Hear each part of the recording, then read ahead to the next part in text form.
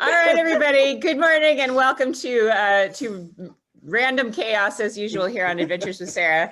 So this morning we are continuing our week of celebrating Greece, and we are being joined today by a tour guide that is so experienced that she is as historic as the Parthenon, as it turns out.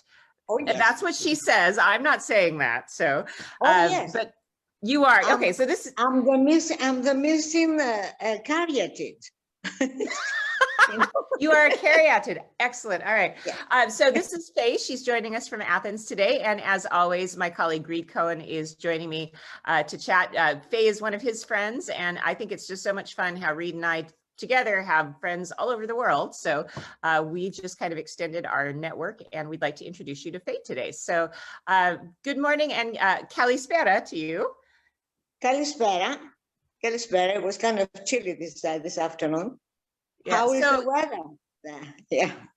Where I am, it looks like January. It's gray and cold. How about you, Reed? How are things in Denver? A little bit fresh for us, a little bit. But yesterday, I mean, you see me in summer clothes already. We started putting summer clothes on. The problem is that we don't fit in our clothes, you see. Don't laugh. Oh, no, same. Faye, I'm sorry to break this to you, but you can't blame that on the weather. Oh no. But locked in the house. All this time, don't forget, it's 15 months without working. Yeah. Okay. We call that the COVID-15 here in the United States. An extra the COVID-15. 6 or 7 kilos because of that very fact. 8. So. I beat you. I have 8. It's, Faye, it's not a competition. I didn't realize it was a competition. I mean, I'd have tried harder if I'd known that there would be prizes. So my doctor looked at me and said, What's wrong with you? Why you became like a marble? You're ready to roll down. So anyway. Yeah, you truly are one of the caryatids then, really. That's the thing. You just want to become more like a Greek goddess. Yeah, I prefer the goddess Athena. She's my favorite because she was wise. Now, I don't want to tell this because I'm famous for my very black humor. I have a terrible sense of humor. It's black. Anyway, I'm virgin. I'm extra virgin, Athena. Sorry, my dad is from Ireland. I totally understand black humor. Black humor is what I'm all about. So don't worry about that. Okay. Now, you'll fit right in this crowd. Faye. Yeah, for sure. Yeah. Okay, great. I told you, most of the time I tell people, listen, people, you either like me, adore me, or hate me. There is nothing in between. So same. Yeah, okay. Welcome to the club. If you not like bitter chocolate flavor with orange, the flavor, that's me. It's my sense of humor. Okay. Now, if you like the flats without any sense, it's not me. So tell me your news now. Well, Reed, you want to start off? Mm-hmm. Well, what do you I'm sorry, there was too much chaos here. What do we want to do? Let's I love it. This is so Greek. No, this is so Greek. So let's just start off like I would love to just hear about how you guys know each other. I think that's a really good way to start. Okay, so we know each other for I think 15, 16 years. I think the first time I came and did a group for Rick Steves in Greece was 2006. But I might have met you the year before. So I'm going to say 15, 16 years. And it was a professional meeting, right? That I brought my Rick Steves group, and Faye is our main local guide there in Athens. And also, by the way, the sort of matriarch of guides all across Greece, I swear. I mean, when we say Mama Faye, it's not just a deferential title. It's that she's sort of spawned this a couple of generations of guides that think of her in a maternal way. So then when I went to Delphi and met Penny, well, Penny knows Faye. She calls her mom. Then I went to Olympia, and there's Nikki, and Nikki says, "Oh, you met my mom in Athens." You know, so right away there was this gravitas, you know, and then just before we came on, part of the chaos, Faye was mentioning that she's been guiding there in Athens for 50 years, Athens and beyond. She can do it all, of course, but you know, she's primarily there focused in Athens with all of her background. After I broke my knee. Yeah, and my arm down, didn't it? This is why I stopped being on a bus. Yeah. So it doesn't mean that I don't do. If you've been guiding for 50 years, you must have been a child prodigy, right? You started when you were 5 or 6 years old? Two and a half. Two and a half years old. Yeah. Yeah. No, I'm the same way. I've been guiding for 22 years. So I clearly started when I was 7 years old. So yeah. 2.5. No, 2.5. There is, and when I started, you can understand that there was no roads, no hotels, not this luxury, not even books. We didn't have books. You understand what I mean? Now it's so easy. You have the Google, you have everything. You just press a button and you find information. We didn't have guiding books. So we pass our notes and our knowledge, one guide to the other. And I was doing the very, very difficult, in quotation, difficult steps of St. Paul, bird watching, groves and things like that. And I was, so this is why I train all the other young guys. Someone else have trained myself. I had a mama too who died, yeah. But especially for the cruises. And it's very nice to pass on your knowledge to the new generation. Someone has to help them. And they call me mama. It's very touching. You see, I'm going up on the top of the Acropolis, and my girls, my children are there, and boys, 69 I have trained, 69. And they stop and say, "Hi, mama. Hi, mama. Hi, mama." And my group look at me and how many children does she have? I mean, what's this? Yeah. This is. Wow. That's fantastic. I mean, I feel like when I started, it was hard enough because there was no internet resource. Like you couldn't just Google something. So if you wanted to know something about a site, you needed to read, you needed to go to libraries and research to be able to understand how to explain a temple or something like that. I mean, now it's a different ball of wax, but how did you get started so long ago? Because that must have been kind of unusual. I mean, was it unusual for a woman to take on this kind of position? I'm very unusual, number one. I don't know if you know a little bit about me. I was born in Egypt. I'm half Egyptian, half Greek from Asia Minor, with a portion of Marseille.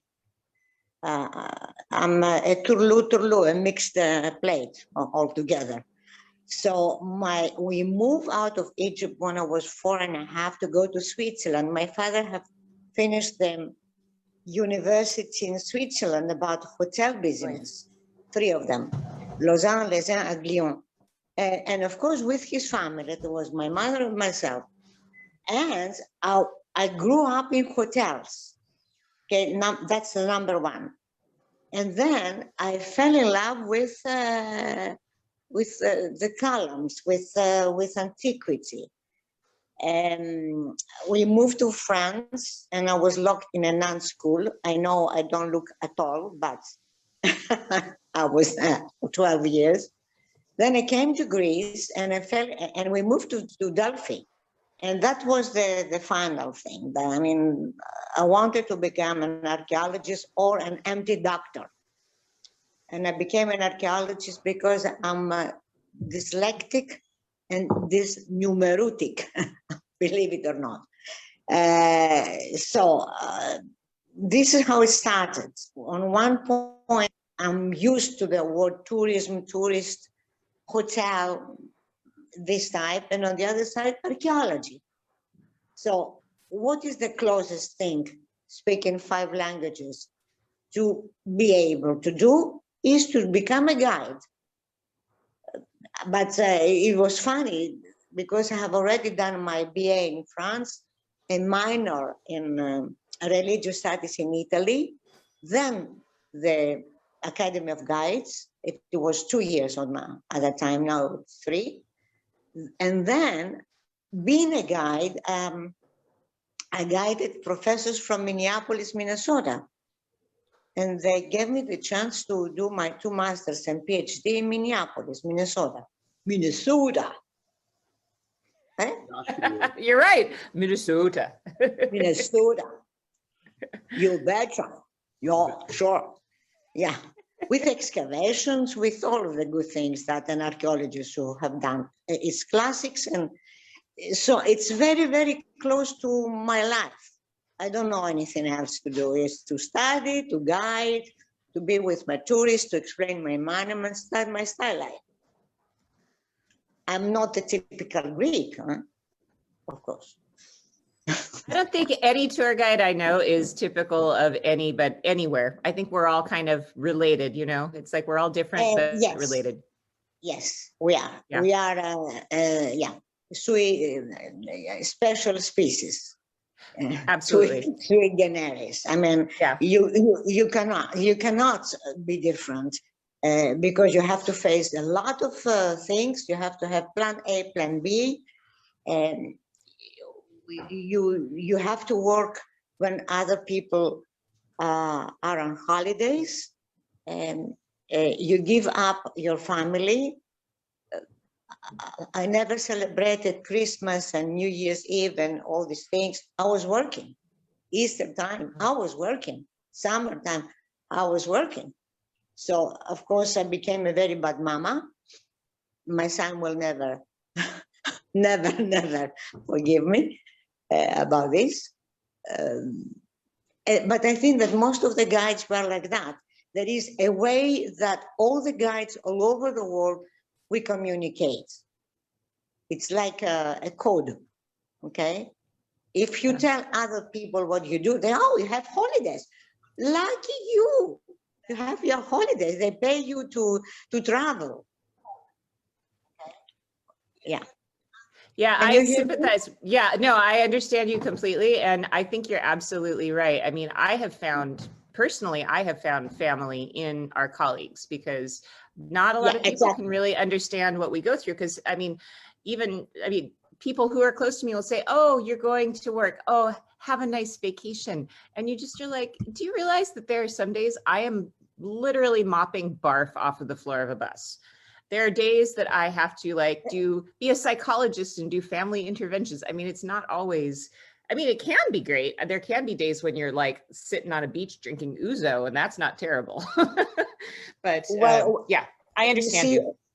Yeah, only people dealing with tourism understand.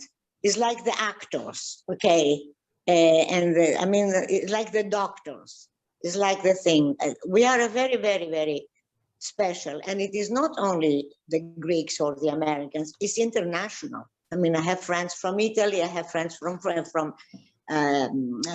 from Spain, and we all wear the same type of shoes. Well, of course, the flat, ugly shoes, so we can climb.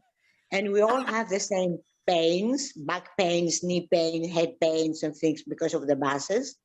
And the voices, sometimes I sound like Bavarotti because I cannot, my voice is gone. And we all have the same life, more or less. Yeah, that's so interesting that you bring that up, because I have found it so very interesting in the past few years working with Reed and meeting people that are not, I'm an Italian tour guide, so I've been working in Italy for years, and I figured, I feel a great sympathy for other Italian tour guides. We get along so well because we work in the same country, but it's not just that, is it? I mean, my Egyptian sister, Hoda, I call her my sister now. We've only worked together once, but there was this instant like magnetism, like you get me. And, I think that's such a special thing for our profession. And I don't really know that I see that in a lot of other professions, how much we really, on an emotional level, understand each other.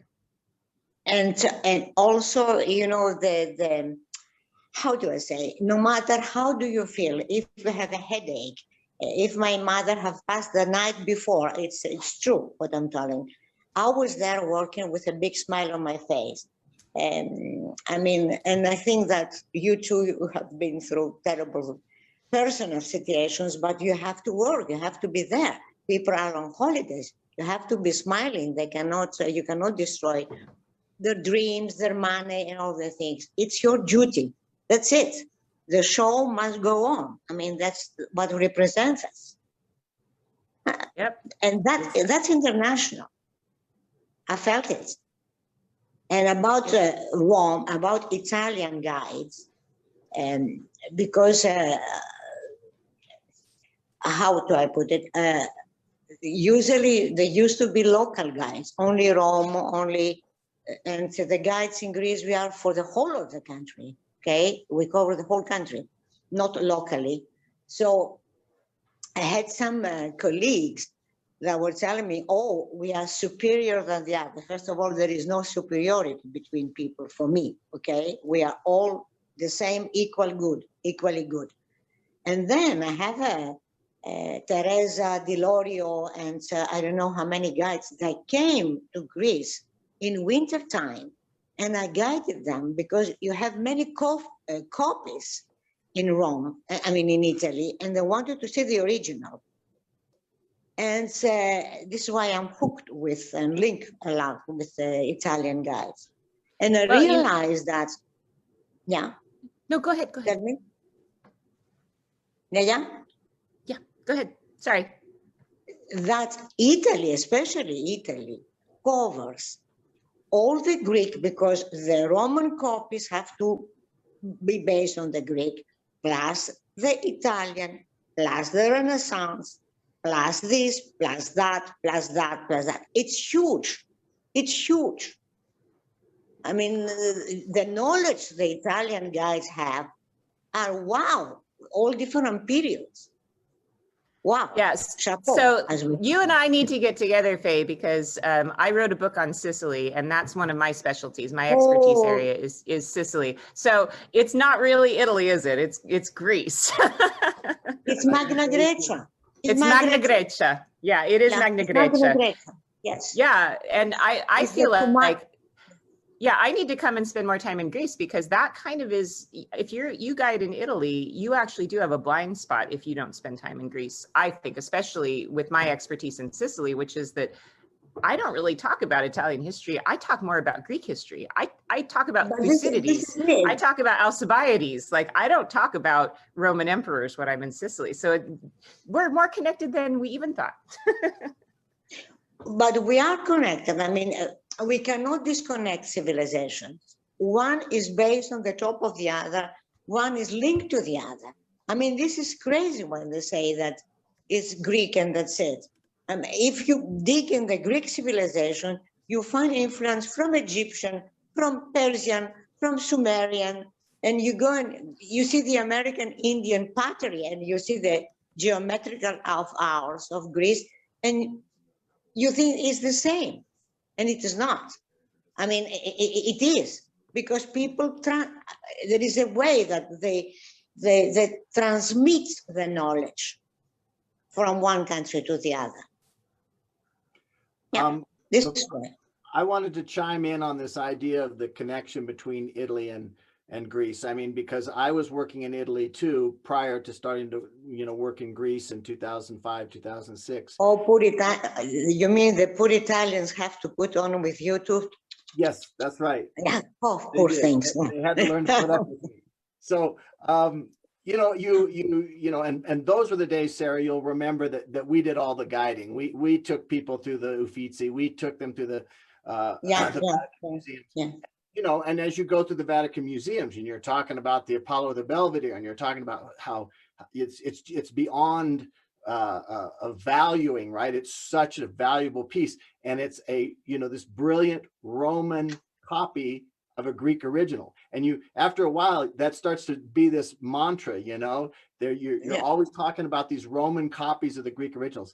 So that when I then, and being a sort of an armchair historian, a bit of a history knucklehead, those were the pieces that always, get my fires burning. When I started guiding in Greece, then when I'd stand in front of the Critian boy, you know, in The boy of Critias, of you know, course, yeah. this transitional piece, the one that we've got that shows that first contrapposto pose, right? It's not the copy, it's the one, it's the original. You know, it's so exciting at that point to go, you know, for years I've been talking about these copies. Now we're standing in front of the original. It's the one yeah, I mean, really, and Ramona and and when they asked me how much do we pay you, so I said no, you don't pay me. You pay the driver. You don't pay me. I mean, it was time we can afford these things. I said no, no, come and see the original, and I really appreciated all these guys that they came to see the original. I understand perfectly. Is it okay if I sit here? Yes. Oh yeah. No, it's good okay. there.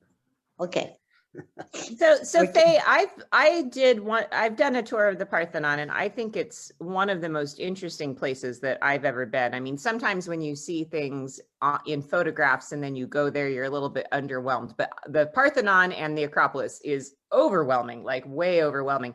So out of all of these years that you've been guiding up there, can you just tell us a little bit about how your thoughts about the Acropolis, and what's the best way to see it, and what is your favorite part of the Acropolis?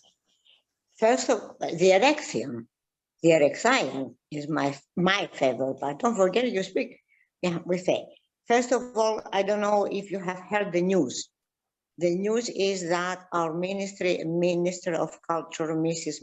Mendoni, we all hate her. Parenthesis. Tell us what you really think, Faye. They put cement. Do you know these things?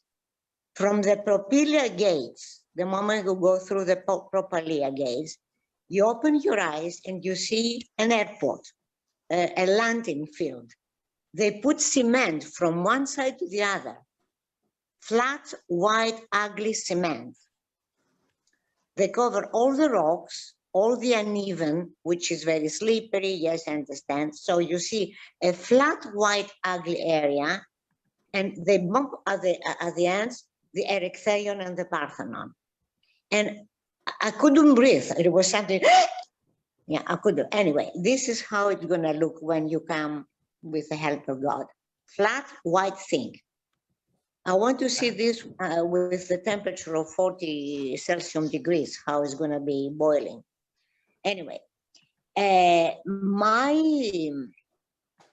although the Parthenon is the temple, with no straight lines, with the inclinations, with the correction, with the corrected line, the grooved lines, with the colors that we don't have, and huge building that looks so tiny, so nice, but in the reality was huge, the building.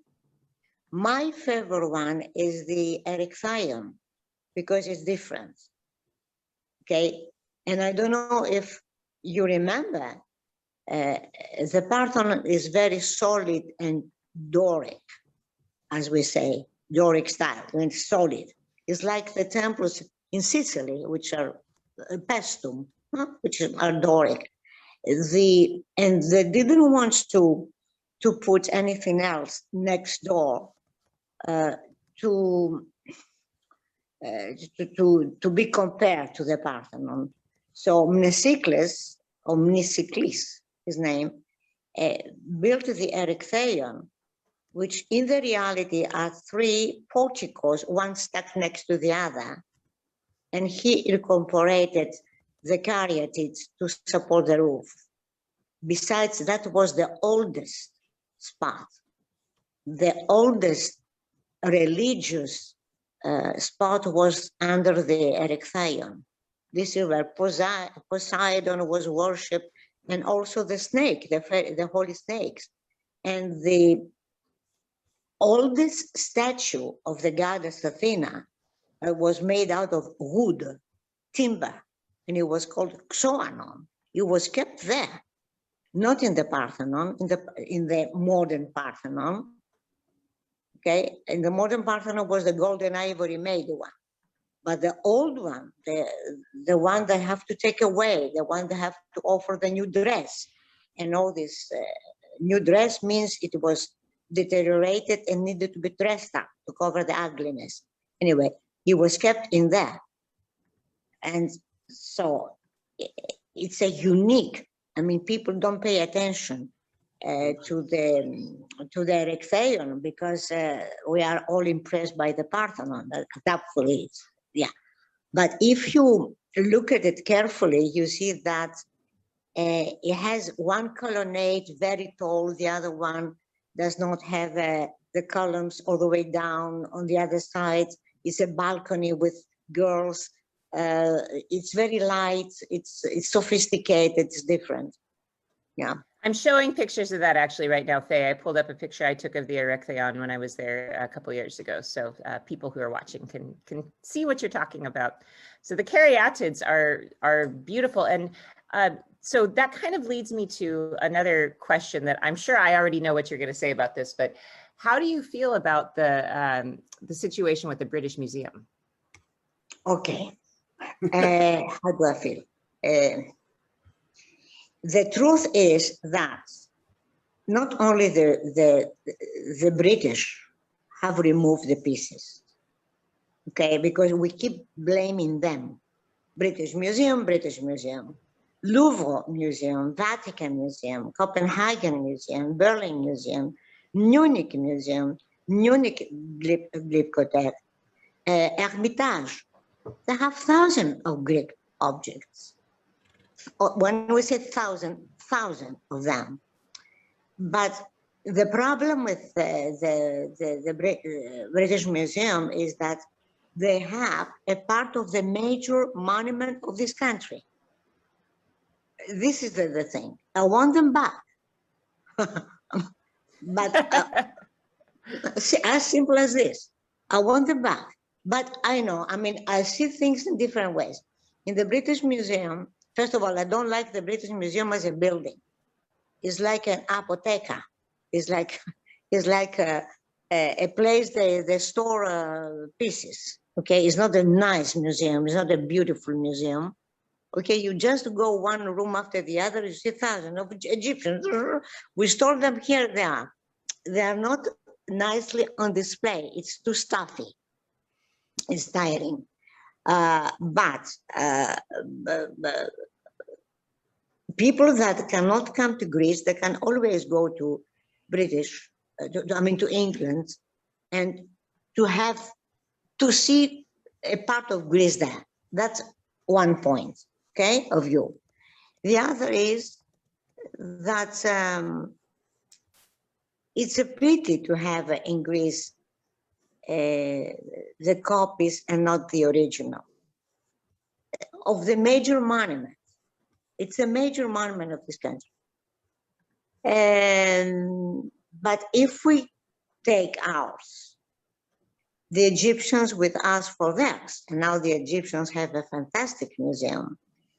And then the Chinese would ask for theirs, and the British Museum will be empty. Yeah. Nothing belongs to them, and it's a very nice building, empty building, could be a hospital, yes, okay. Anyway, so you understand, it will be diplomatic. And then immediately, if we get back from the British Museum, we have to get back from Germany, we have to get back from Louvre, and from other museums as well. Okay? So it's not so easy. It's not so easy. Yeah, I'm just showing a few pictures of some of the Greek exhibits in the British Museum right now to our viewers. And one of the things that struck me the last time I was at the British Museum is that right outside of the Elgin Marbles display, they actually have a whole explanation about why they think that they deserve to keep the Elgin Marbles and the other artifacts from Greece. And their position is basically the same, which is they rightfully acquired them, which is, I personally don't agree with that, but I think it's always been that they've preserved them when in fact they may have no. No, no, no, no, no, no, no, no. First Okay. of all, when Elgin removed them, we have the cards he vandalized them. Okay, he took only the face, and he left behind with soles. He cut them like a slice of bread.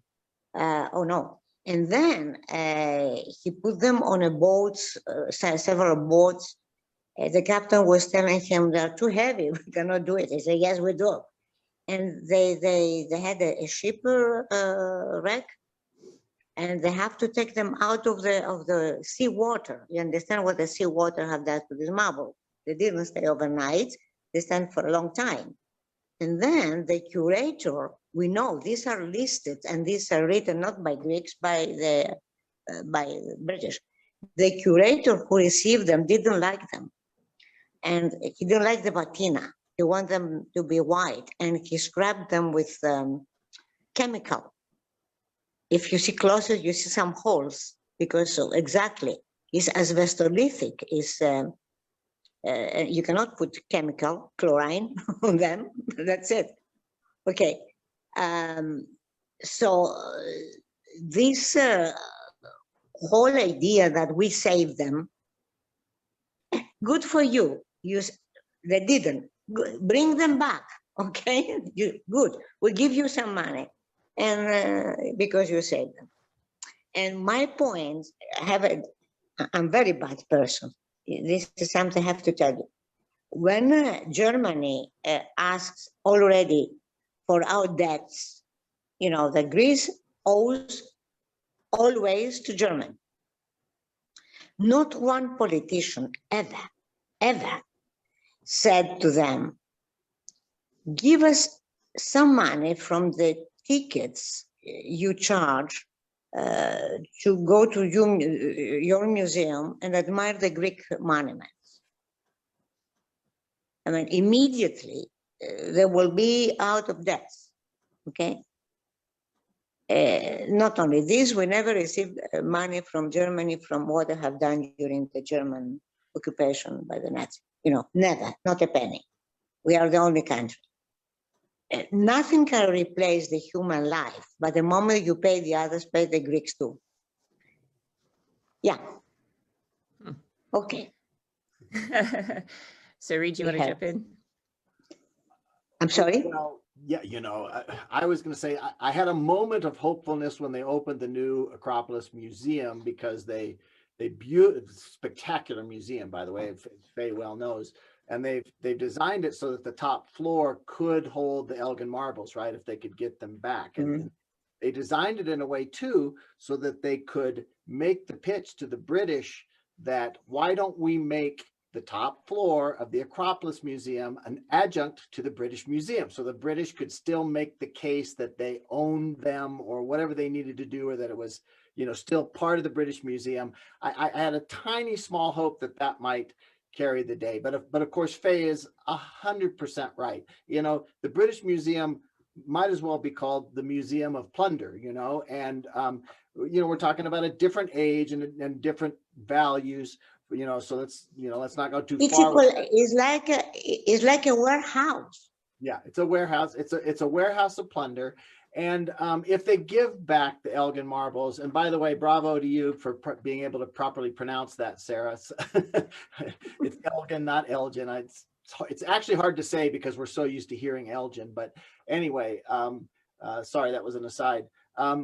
You know, if they give that back, the lineup at the door to get antiquities back would be endless, you know, and it's so they just really, they can't establish that precedent. It's definitely, you don't know the news. We have breaking news. Yeah, this fantastic lady, the Ministry of Culture, have signed an agreement that we can lend famous Greek statues for 50 years to another country. Can you imagine? Do you know this news? No, I do not. So what does that mean in effect? Is that basically setting a time limit on the amount of time that the Getty, for example, can have a piece of Greek art? Yes, for 50 years, half a century. For two, I remember when we first met with your wife and the little girl, and you told me that she's a big one now. Yeah. Yes. It was the time that people have seen Igiso, the famous tombstone of Igiso, or Igiso is the correct name.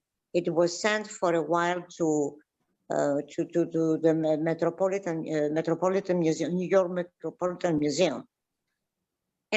But I understand to house for a while famous statues from like Tutankhamun.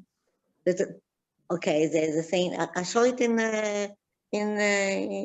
the States. I didn't see it in Egypt. It was that. I understand, but you cannot lend them for half a century, for 6 months, 1 month. 6 months, 1 year. I understand. 50 years, half a century is a whole generation. That means people will forget about it, and eventually will stay there. That's crazy. Yeah, I do. Yeah. Have you heard, actually, see, this is such an interesting topic to me, especially with regards to the fact that I spend so much time in Sicily, Magna Grecia area. Did you hear about, I think it was maybe 2 years ago, the Venus of Morgantina? It was a Greek Sicilian statue that was bought by the Getty. And when I was a child, I visited that statue at the Getty in Los Angeles, and we studied her. And it turned out that she had been acquired through nefarious means. She had been stolen, essentially, and put onto the art market, but she was ordered to be returned to Sicily. And that was a big deal, because that maybe sets the stage for repatriation of other Greek artworks. I mean, is there a sentiment in Greece to pursue that stuff? No. Not with this government, and not with this Ministry of Culture. Not with the previous one. The previous one, yeah, didn't care about it. But this one, and she's an archaeologist. I mean, it's crazy. I don't know what's going on with the people. Do you know about the famous peripatos? Reed, have you ever heard about the famous peripatos? The new peripatos? Oh, from the stadium, you remember the stadium, okay? There is a red, Indian red style. You know, I'm not against the Indians, for God's sake, but they like this bright red color. So imagine the whole thing red, no buses, no traffic at all, that goes all around, goes in front of the Constitution Square. In front of the Constitution Square, the Syntagma Square, he put some benches, iron made, and some flower pots, iron, I mean, metallic, ugly.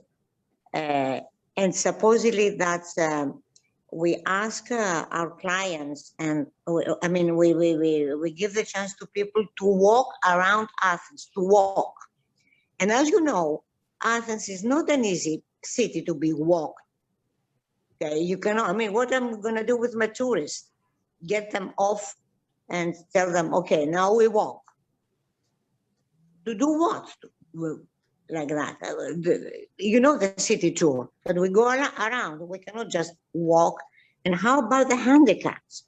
How about the people that have they cannot move? Why at least they can see things passing by. And this is the big peripatos. I don't know how much money we paid for this. And our argument is that instead of doing this ugly, very ugly thing, and spend all this money with flower pots, with ugly, and put palm trees, for God's sake, we could have at least olive trees, which is a Greek thing. And some oregano, of course, all that died. We could have more meth. I don't know how to explain this. The special units of the hospital for emergency COVID, we call them meth. whoever gets in the meth, we pray the Lord to come out. It's the last stage. I don't know how else to explain this. It's not intensive. It's, you know, the last step of people having COVID. We didn't have enough rooms, enough in the hospital. We don't need a red road now, which is ugly. We need a hospital. Correct? Correct. Yeah. Anyway. So if you don't mind, I'm going to just change topic just a little bit. We have a question from a viewer, our friend Jerry Kurt, who is one of our most constant supporters. He has a question for you, and that is, if you only had a few days in Greece, what places would be the major highlights to see or visit? So let's say somebody has a week in Greece. What would your recommendation be for the top things to see? National archaeological, first of all, what I do with my private tours, okay, is to take them around the city. I always, I mean, we all know that in order to build or to create something, you take under consideration the natural environment. When you have a house, you build your house, you look what is all around. Okay, so Athens used to be an ancient lake. And can you hear me? Yes. Hello? Sorry, no, my doorbell rang, sorry. Go ahead. So this is something, I give them a tour, Lycabettus Hill, the top all around. I even take them to the monastery of Kesariani. And then I start showing them the hills, because with the creation of these, there have been created hills. I'm gonna put the charger. Sorry, I have to keep charging it. It's dying.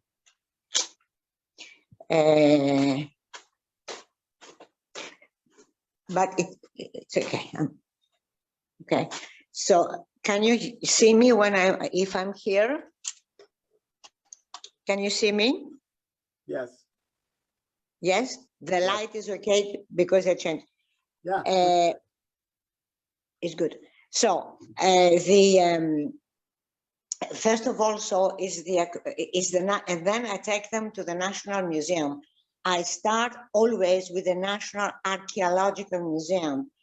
It is the only museum that we can explain the history of the country from 6,800 BC to the 2nd century AD, step by step, without except the Minoan art, because everything is in Crete, but we have the prehistorical Santorini. But step by step, okay, the whole thing. Then, of course, the Acropolis Museum. Now, about the Agora is a very nice place with a very nice temple and a very nice small museum. But people expect that they will meet at least Socrates and have an ouzo there. But it is so much destroyed that you have to have very, very strong imagination. Wait, so you're telling me I'm not going to run into Socrates when I visit? Well, I can find a friend. I have a friend, his name is Socrates. Yeah. I'll grow my white beard out for you. Honestly, though, I would disagree with you about that, Faye, because when I was in Athens last, I was walking down the hill from the Acropolis through the Agora, and there was a guy selling fruit that was just spouting philosophy. He just wanted to tell me everything about, in English, actually, because he noticed I was American, and started telling me about better ways to think about my life and, you know, deep thoughts about philosophy, just a guy selling fruit. So I would say you could encounter Socrates in the Agora today. Well, you can find anything you like, yeah. But you see, this is what I'm trying to explain to people that have a very short time okay, that don't expect to see what is described in the Agora. The Agora was a very, very important place. It's a place of philosophy, a place of democracy, of everything, but you will not see the buildings. They expect to see the building. We talk about the Plato's Academy. By the way, they excavate Plato's Academy. Thank God, that was about time. And it's going to be a very nice place. Thank God.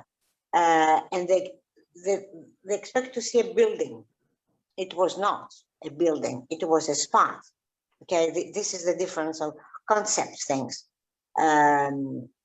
Also, very few people, and I found it very, very interesting and very important, have seen the Aristoteles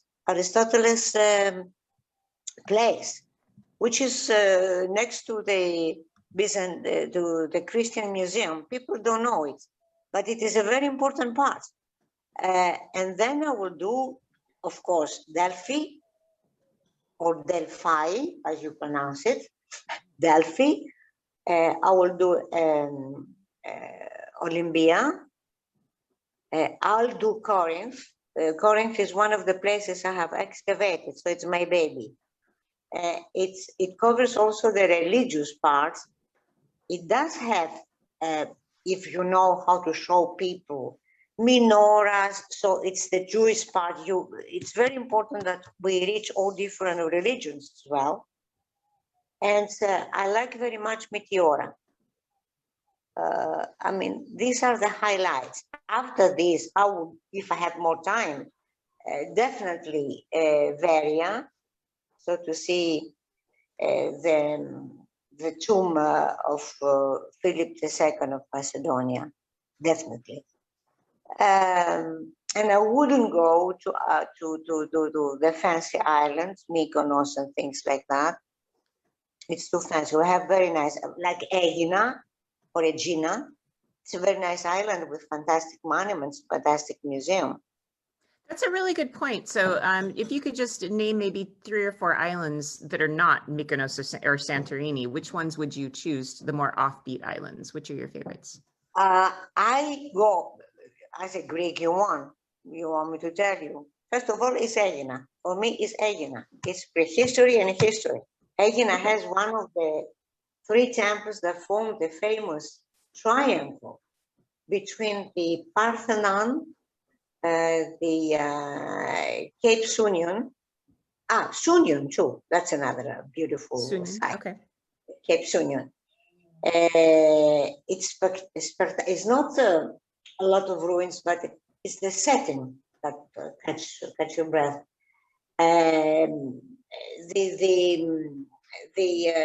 Between the Acropolis of Athens, that means the Parthenon, the Cape Sunion and the Temple of Athea, Aegina, it's formed an isosceles triangle.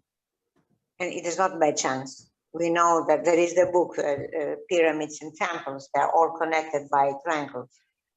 And it does have a fantastic small museum. The Aeginetans were excellent potters, along with the Corinthians. And it is one of the 2 sphinxes. You know what's the meaning of sphinx, eh? Half bird, half a lion, half the face of a woman is the Greek sphinx, with classical hairstyle. I don't remember when I have seen the second one, and it kills me. I don't remember where. There are only 2 that exist. And it has a beauty. I mean, it's a beauty. Number 1 is, for me, is Aegina. Next to Aegina. And it's not far from Athens, right? That's only no, it's an hour. It's an hour. Yeah. It's 45 minutes by hovercraft, how we say, the flying dolphin. And I have discovered, but people, I don't know if they will like it, but you as my people will. Let me send to the phone. I would have to add Naplio to our list, and you can see what happens there, right? You know, what are the top things to see? You name 3 or 4. Oh, but I forgot this. Oh, but I forgot that. I mean, It's an embarrassment of riches there in Greece. It was Rebecca. Sorry? Rebecca, you remember my colleague, my guide, Rebecca? Have you met her? No, I don't believe so. Okay. Okay. Your daughters. One more Yeah, of your well, children, right? Yeah. Or Mama, yes. Mama No, Faye. no, American. And the other island, which I would recommend, will be Spetses. Really? Spetses, okay. Yeah. Oh, that surprises me. Why is that? Why does it surprise you? Well, it's personal. It's because it's sort of one of the least favorite of mine that I've been to. But Well, do I you haven't prefer? been for many years. So convince me. No. 1 minute. I will never go by myself. I mean, for myself. But you're talking about the tourists. Okay, yeah. But next to Aegina, it's a tiny, teeny one, and I go for weekends. It's called an angistri. So the hotel is the hotel, and I dive. I come down and I dive into the sea. It's an angistri, small islands with hotels, beaches, nothing else, but quiet. It's not the fancy one. I love Mytilene. I go every year to a deserted, almost beach, Mytilene. I love Rhodes. Roads, yeah. Yeah, it's cosmopolitan, but it has a medieval, ancient history, prehistory. I love them. Yeah. Tinos, Paros, Naxos. Naxos is my favorite one. That's the one I haven't been yet, but I'm dying to go because that was the first colony in Sicily, actually, was Naxos. So it was Naxos, the people from yes. Naxos. Yeah. So I'd love to go and check out Naxos. That's You that's on my know, list. Hey, what's that little island just in the Dodecanese, just north of Rhodes? I can't. Simi. That's one of my Simi. favorites. It's just so. Simi is fantastic. Simi is a poet. Simi is Simi. You remember I told you that I'm half Greek from Asia Minor, and one of my grandmothers was born in Simi, and then along with many Simiotes, they went to Suez. People of Simi, like the people of Kalymnos, they were divers, and they were getting the sponges out, so they knew how to dig the canal. So for the construction of the Suez Canal, they used them. And the same thing with the construction of the Corinthian Canal, I'm guessing. And Simi is fantastic, really fantastic. One I think is a little less known of Americans is Astapelia. I don't know if I'm even saying that right, but Astipalia, very beautiful Astipalia, very beautiful Astipalia. And they told me, and I want to go, Castellorizo. You know, Castellorizo is the one which is next door to Turkey. It's boarding. Yeah, Castello is beautiful. Samos is very, very beautiful with fantastic pieces. Also, Leros, small islands, beautiful islands without these fancy things. But, and you know, on each island, except for Mykonos, you find monuments. Mykonos does not have anything to show you, just gay parties, just very expensive things like that. I like Mykonos. I know you are the crazy boy, I know.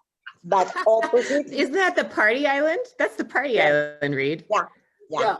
Wow, Reed, you're always surprising, always a box of surprises. Look, but it has this image of being one-dimensional, but all you got to do is leave the Ora, right? The main little town there, the Hora. And then the rest of the island is as beautiful as any other anywhere. So you leave. Why? So if it is, Reed, my point is this. First of all, nobody talks about Delos. That's the most important island in Greece. Delos. Well, yeah. Okay, the most only monuments. But if you want to to go to see an island. You have just said that is a beautiful island as the other islands in Greece. Why you have to pay all this money for a calamaraki, one portion of calamaraki, fried calamaris, one beer and one French fries, 800 euros. What? My God. Yeah, you go to another island with 800 euros, you will spend a week, and it is equally beautiful. That's my point. Yes. Yeah. Yeah. So I just pulled up, Faye, just so you know, the people who are watching, I just wanted to point out, I've pulled up just a general map. I just quickly Googled a map just to give people an idea of where all of these islands are. But there are thousands practically of, do you know how many Greek islands there are in total? 2,000 Greek islands. 3,000 Greek islands. Holy cow. So if I'm correct, 1,747, they are uninhabited, and the others are inhabited. Okay, but you see, once upon a time, that means 65,000 years ago, that's once upon a time, what we call Turkey, Asia Minor, that means, and Greece used to be, in Egypt too, used to be connected. It was a piece of land, it was a continent called Aegeis, Aegeida in Greek. And after terrible earthquakes and tectonic movements, it sank, the whole thing. And the tops of the mountains became the islands. Okay, this is why most of them are like cluster of islands. Sporades, Dodekanissos, there are groups of groups and groups because they're tips of mountains together, and they are rocky and waterless. Now, on the other side, there were peninsulas that have been disconnected, and we're talking about the Ionian Islands. Ionian Islands are beautiful. Kerkyra, Cephalonia, I forgot about this. Lefkada, beautiful islands, fantastic. So they're all green because they have been disconnected from peninsulas, not the tops of the mountain chains. And actually, Egyptos, Egypt, means yeah, Iptia. Iptia means I'm lying back on my back. Okay, I'm Iptia. That means the earth, which is lying lower than Greece. Egyptos. Okay? Egypt. So it has been disconnected, and from this has been also disconnected Crete. This is why one half of Crete, which is a fantastic place to go, is very warm because it's very, very close to Egypt, and the other is very cold because it's Cavo d'Oro. It's very cold. And Marseille was formed at the same time. Italy was formed at the same time. And the lake became the sea, the Aegean Sea, that moved and became also the Ionian Sea. This is what we call Mediterranean. The name of the lake was Mediterra. That means Middle Earth. This is why we call it Mediterranean Sea. So it's all... I didn't know that, Faye. How did I not know that? Because we cannot know anything and everything, because the more every day we learn something else. There's so many things I don't. The thing I find interesting is that it seems like in Greece, you just learn so much about the English language, but I'm sure many other languages, because so many things that we just take for granted in our language come from Greek, don't they? Yeah, one of the things I do is I was doing in Minneapolis, and I was giving lectures here. Now everything is gone. Is I put a class for fun, and it became famous at the U of M. It's not Greek to you. and I gave the etymology of every single word. And I do it with my people as well, because this is how I bring them closer to me. And don't forget, especially my Americans, notice the my Americans, okay? For me, my Americans are my Americans. It's like in my family. I don't know how they manage to live in a different planet and in a different space, okay? Whatever it is, ancient seems very, very far from them. So if you give them the word, you understand that they know, like agora, agoraphobia. Yeah. Okay. Acropolis from Akron, high, acrophobia, acrobacy, like that. This is why. Yeah, it is. Everything is based on the Greek language. Oh my goodness, Faye. We are running out of time, but I have to tell you, I want to have you back and keep talking to you because you are fascinating. And in fact, what I hope to do is actually come and meet you in person so that and you promise me you take me to Sicily, because it's a shame. I went to Sicily for a couple of hours and then I had a sunstroke, believe it or not, me, a sunstroke. Really? Yeah. And they had to rush me to the hospital and then take me back. I was bleeding, thing like that, my nose, my ears, my everything. Wow. And yeah, and I have to go back. It's like I have a call with this Italy. And by the way, about the language, this is what I wanted to tell you, since you deal with Sicily. Between the first were the inhabitants of Euboea, Evia, and there is a place there called Cuma. Okay, the people from Cuma introduced into Italy the Cumaic alphabet, which is the Latin alphabet, the Greek alphabet. So you see that we are linked one way or the other.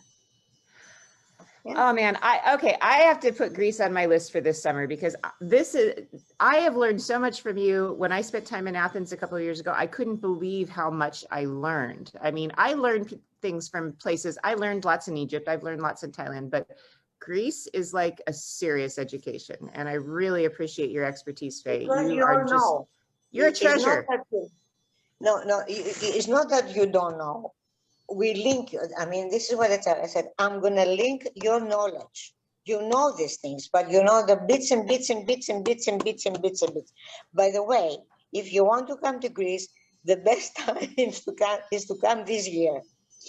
Supposedly that next year, we have so many tourists that you will start asking, you guide me? And probably I will say, no, I send you my daughter. Yeah, one of my daughters. Really, I mean, whoever gets me. I'm taking advantage of it. I've already got 2 plane tickets banked for the next few months because there's, I think it's going to be a great year to travel for people who are really intrepid and flexible. So anyway, and you are, go ahead. The protocols will be very good. I mean, for me that even when a guide, when they ask, they have some requests, I said, okay, the driver vaccinated, the guide vaccinated, the vehicle will be sterilized after each use. I mean, neurotic. Yeah. Yeah, well, I don't mind that. I don't mind a higher level of cleanliness. Well, it's been such a pleasure, Faye, and I hope that we get to meet in person. I would love to show you around Sicily. We can do a little professional exchange. You can show me around Greece and I'll show you around Sicily. And I really feel like I've learned a lot. I hope those of us watching today also have learned a lot from Faye, who is the mama of tour guides, mother of tour guides. And Reed, thank you so much for introducing us to Faye. Absolutely. All right. Filaika, as we say, filaika, kisses, filaika. Filaika. Well, thank you everybody for joining us today and for this wonderful discussion with Faye. Tomorrow we're going to have that video that I talked about with Delphi that our friend Penny put together, and we may have some other things going on tomorrow. We'll see. Friday, Reed and I are going to present a PowerPoint slide presentation in the evening. So Friday, 6 p.m. cocktail hour, bring your ouzo and we'll check out some of Greece. And then Saturday again is Alfredo joining us for a mystery walk. So one thing, Penny is listed as the most beautiful smile of all guides in Greece. that's what Reed said. She does have a beautiful smile. Yeah, Well, she's my baby cousin. she's worth the price of admission just to see her smile and forget Yeah, about just her smile. Just her smile. Yeah. Fantastic. I mean, not Aw. only the knowledge, not only the passion, not only the thing. We are Athens, not only the, but just her smile. I mean, smile, my girl, smile. Okay, nice hearing, meeting you. Good night from Good night, Greece. Faye. Thank you so Bye. much. Very Yes, nice to Sue. meet you. And we'll see you guys Thank all you. again soon. Thank you. Good night. Okay, bye-bye. Bye, everybody.